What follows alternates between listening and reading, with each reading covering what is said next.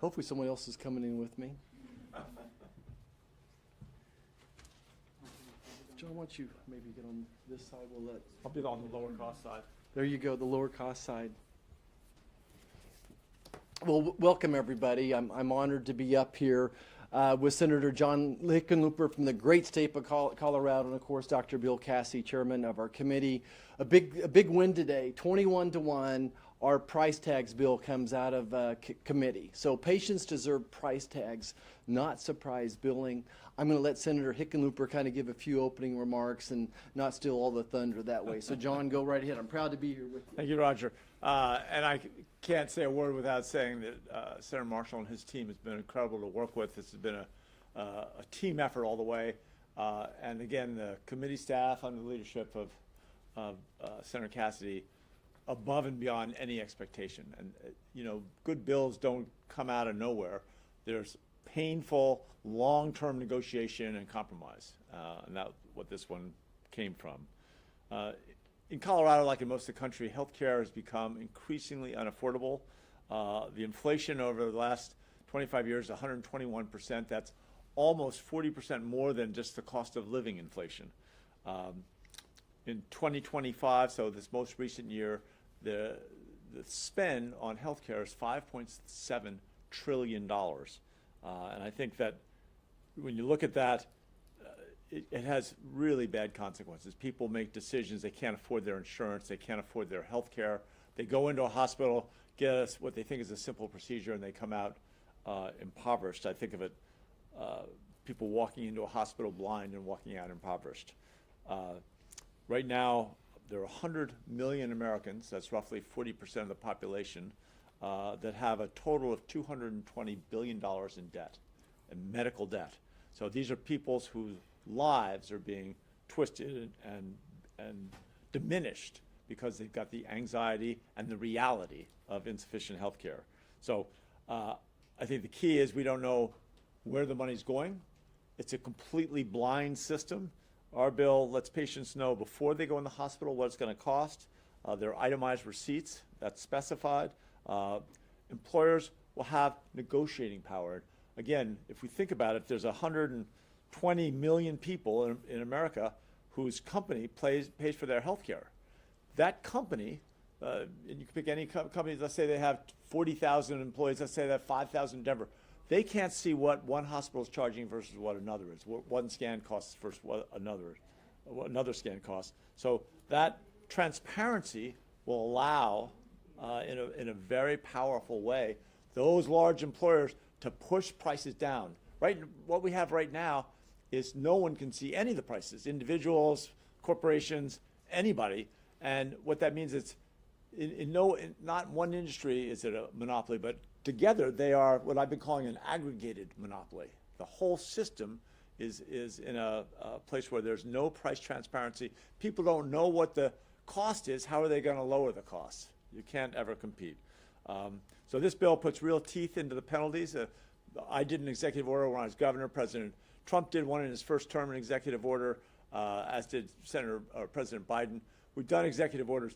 This will be the first time that we've actually had a piece of legislation with teeth in it that's going to make sure that this gets done. And if they aren't, there will be civil penalties for noncompliance. Hospitals won't be able to go out and collect debts if they are out of compliance. There are real serious penalties to all this. So, again, it's a corrupted, inefficient system that I think has been waiting for something like this bill. I'll turn it back over to you. Thanks, John. Thanks. Congratulations. Yeah, thank you as well. $1,000 a month. That's what we think that this bill can save an American family. You have an average Kansas family, they're making $70,000 a year, and you give them $1,000 a month savings. That's real money. Certainly the number one issue back in Kansas, Colorado, Louisiana, the cost of living. And I think this is the bill. This is the bill that will actually make a difference sooner than later in the cost of living for folks. But patients do deserve price tags as opposed to surprise bills. Our bill forces transparency, it forces competition, and like Senator Hickenlooper said, there's going to be penalties if the hospitals don't comply with this. Could you imagine driving down the street, you need gas, and there's 4 convenience stores right there, and you're trying to guess how much is gas.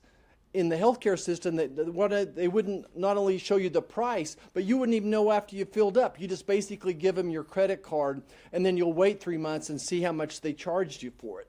You know, the same thing. Could you imagine go to the grocery store and buying, you're at the meat counter. Shall I choose beef? Shall I choose hamburger versus steak? Shall I choose maybe chicken versus pork? And not knowing what the prices are. So just like every other industry, when you force prices, when you force transparency, when you force competition, it's going to bring the price down. And in our case, we think it's going to be $1,000 a month, and we think that's going to spill over. I think it'll spill over to Medicare, to Medicaid, all those other different payers. When they see those prices come down, it'll help those folks out as well. So I couldn't be prouder of our staffs. Again, John, thanks to you for your staff's work and for all your committee staff's work on both sides of the aisle as well. So Bill Cassidy, thank you for your leadership, and we'll give you the microphone here. Thank you both. There is no way to lower healthcare costs unless the consumer knows the price. Period. End of story. There'd be no way to lower the cost of gasoline unless, as Dr. Marshall said, unless you're going down the street, you knew that this place was cheaper than the other. And so if we hope to decrease the cost of healthcare, and therefore the cost of health insurance, and therefore less out of pocket for the patient, it begins with price transparency. It's not the end of the story, it's certainly the beginning of the story. And by the way, it's critical not to make this too abstract. There's a family right now in my state of Louisiana, everybody's state, in which the child has a healthcare illness. They have taken them someplace and didn't realize that there was a facility fee associated with the x-ray that was ordered. There's $500 on that health care bill that they didn't know was going to be there, and the family doesn't know how to pay for it. And that sense of anxiety that wells up within you when you realize that this month's bills are not covered by this month's paycheck, and you put it on your credit card.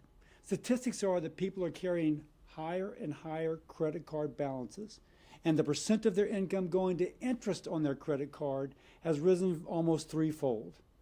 That tells you they're not paying their whole balance. They're paying the minimum amount.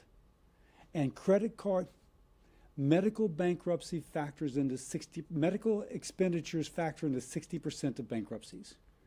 That's what this is about. Let's bring relief to that family who at the end of the month don't have the money to pay their bills. This is a way to begin to lower the cost of those healthcare bills to make them more likely to be able to pay. By the way, more likely for the family to be harmonious, more likely for the parents to stay together, more likely for the children to grow up in a two-parent household, and all the positive things that implies. This is an important bill. It is not the last step, but it is the first step, and it is a giant step for our country. With that, questions? Yeah, I'll make 2 more comments. I was just thinking about the real life part of this. The average deductible in an insurance plan now is often $5,000, $7,000. And then after that, you're spending 20% out of your own pocket as well. So you're sitting there and you need an MRI of your knee.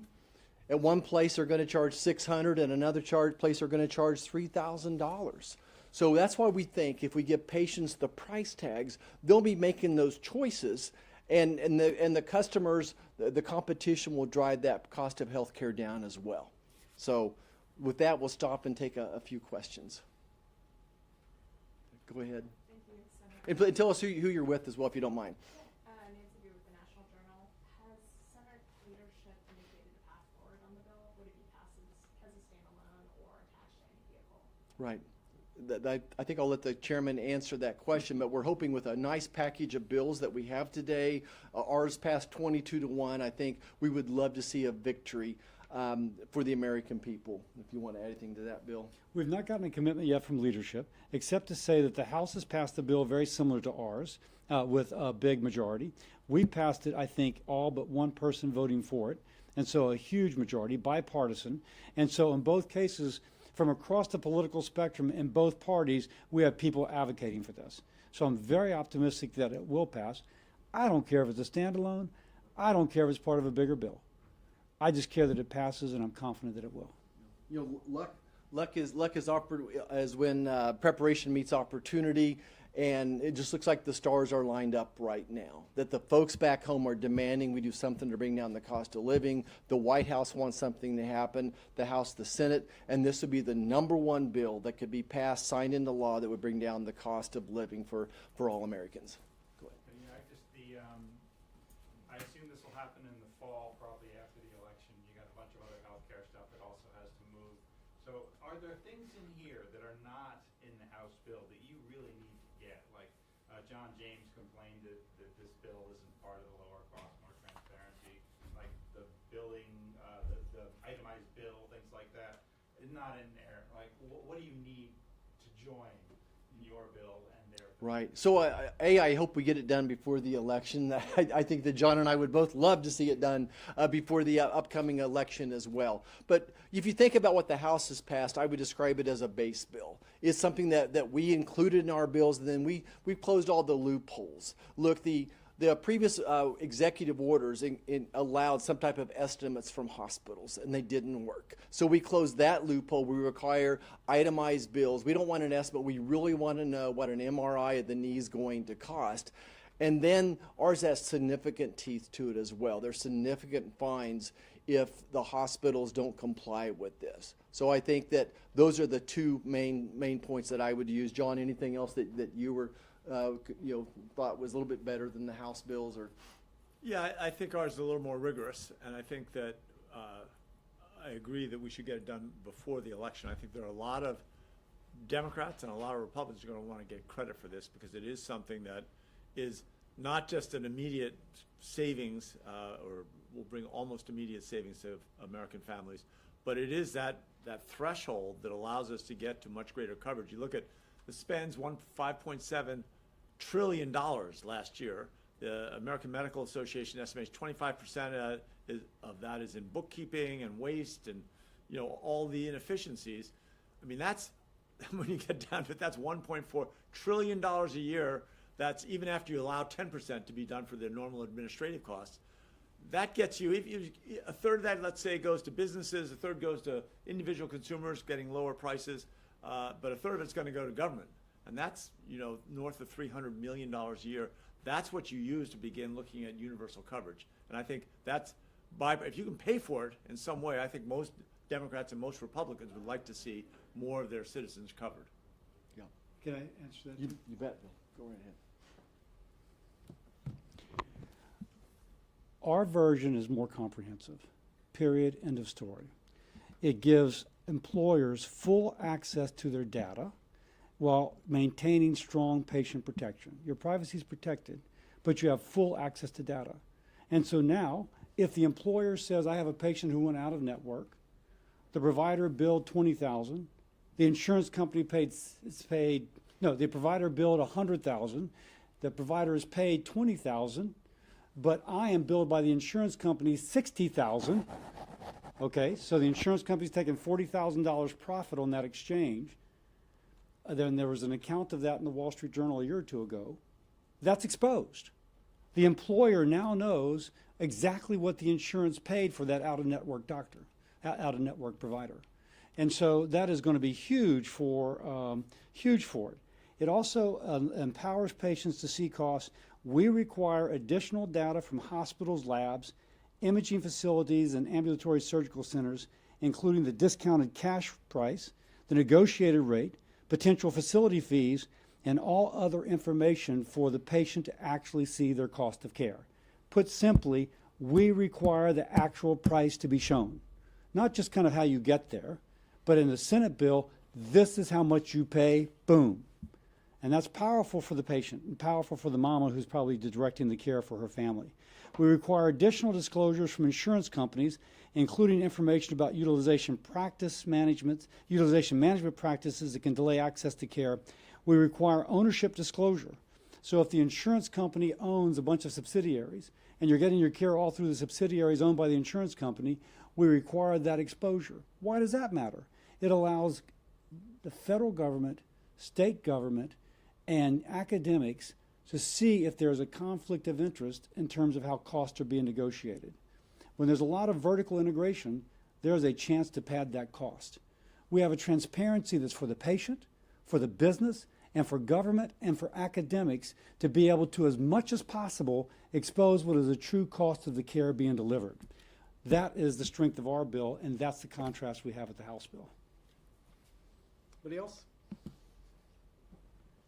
That's great. Well, John, any closing remarks? Thanks for all being here, and it is just a real pleasure and a privilege to work with these guys. It's something that's so obvious, and we've all know that the United States pays almost double per capita for our health care that is less effective. We don't have as long a life. We don't have as good a life, and this is the first step to getting, our fair share. Yep. Thanks, John. Patients deserve price tags, right? There we go. Thanks, everybody. Thank Thanks, you. Bill. Thank you. Yep. Thanks. Thank you, John. Bill, really appreciate it. Really good.